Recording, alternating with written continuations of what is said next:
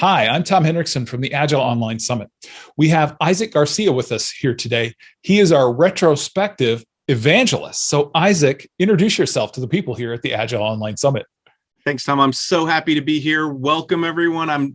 I'm Isaac Garcia. I am a retrospective evangelist. As you heard there, I'm someone who's passionate about retrospectives. So I've been an Agile coach, Scrum Master, facilitator for going on 7 years now. And over my tenure, I have discovered the power of pausing to reflect. And as I discovered that, it applies in Agile Scrum teams. It also applies well beyond that, nonprofits, anywhere you're looking to get better. So I'm a passionate pursuer of this concept, and I'm looking forward to exploring it more here at the summit. Excellent. Well, we're excited to have you with us, Isaac, because you bring a passion. You do a lot of things with coaching Agile journeys. You're in a lot of spaces. So we just really appreciate you bringing this to us. So your track is called Retrospective. So tell us what you intend to cover with that, because that's a pretty broad topic. It is a broad topic, Tom. There's a lot of ways we can go with it. And I'll tell you what I'm looking for. I'm looking for us to not just talk about maybe techniques and activities, and we should cover those, but I really want to get into the heart of why. One of the things that I see a lot of teams doing, right? They start their daily stand-ups. They maybe start doing their sprint plannings, and then they maybe do their sprint review. Comes time for the retrospective, and they say, we don't have that much to improve on, or, we're really busy. And that retrospective falls off. And worse than that, sometimes they keep it and they just go in and they just recycle the same idea time after time, start, stop, continue, or an idea like that. And it's the same thing over and over. The feedback gets stale. The team has asked themselves, why are we here? I don't want us to get lost in that. We need to capture the heart of retrospectives, which is a dynamic opportunity to improve the very existence of the team sprint after sprint. It's an amazing invitation and opportunity for the team members to craft their own destiny. And so I really want us to capture that why in this track. Understand this is not just kind of valuable, it's incredibly valuable. If you're looking to improve, this is the place where that should happen. I hope people leave the track with that level of excitement and some new ideas to try and their own retrospective journeys. Yeah. I think that reflection is so important. And I know, for instance, in whatever activity you do, it's important to reflect. But I have to confess, Isaac, I'm one of these people. Sometimes I just keep going and going. And I found through Agile and Scrum that, the reflection can be quite helpful, can it?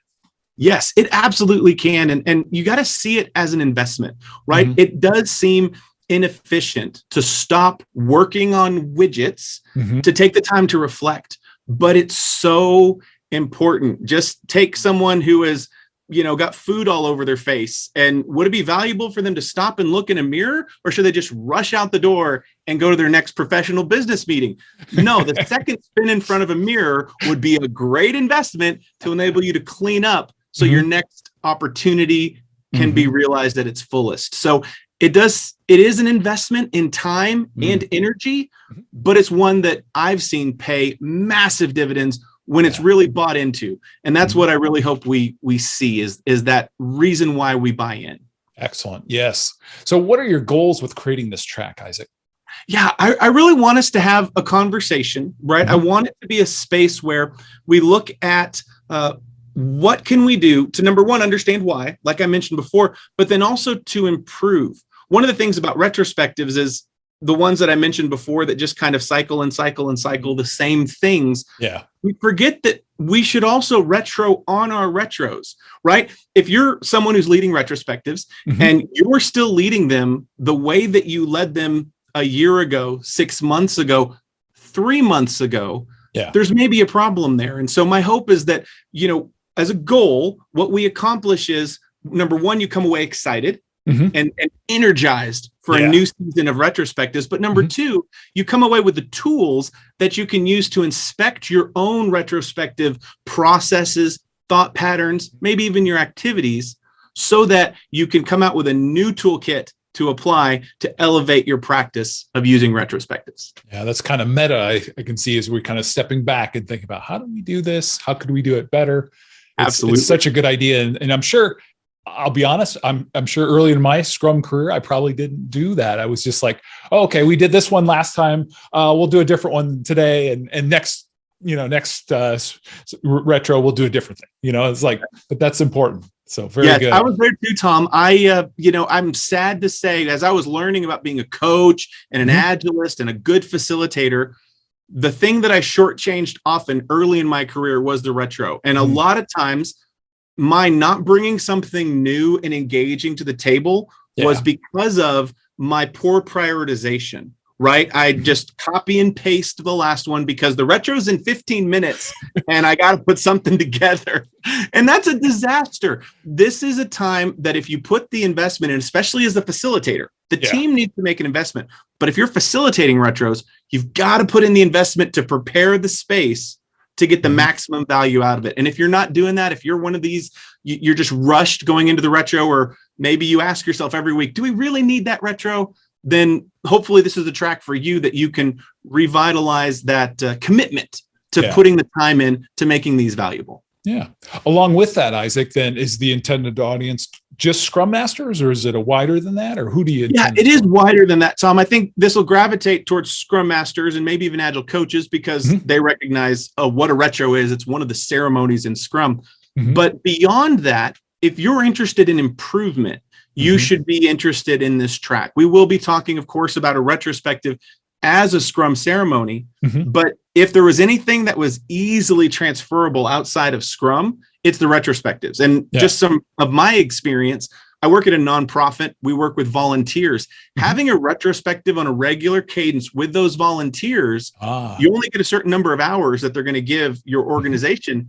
It's a great investment. So just as a nonprofit organizer, retrospectives are valuable, and we're not even doing Scrum. So I'll just say the audience is for people who are looking to maybe add that improvement step to whatever type of team, organization, or culture they have. You can apply these ideas and concepts anywhere you're looking to turn the dial and make things better. Wow. Yeah, I think that's really good. I like how you kind of talk about applying it out, kind of in that nonprofit realm, because that's a good way to, because the retrospective itself can go in so many other places outside of Scrum. Absolutely, it can. It is not limited to Scrum. And in fact, things like in the military, they've had the after action report, right, as a form of retrospection. There are some other elements that are out there that capture the essence of this. So it is by no means limited to purely a Scrum idea. If you're doing Scrum, you better be doing retrospectives. But whatever method you're doing, if you'd like to improve, I was even recommending to a Kanban coach, right? You have the Kanban practices, and there's no, you must do this meeting or that meeting, but I was strongly recommending you should build in a regular retrospective for your Kanban team because that's going to help them get that continuous improvement I know that you're looking for. Oh, yeah. Yeah. So true. So true. Isaac, I really am looking forward to this track. Any closing thoughts?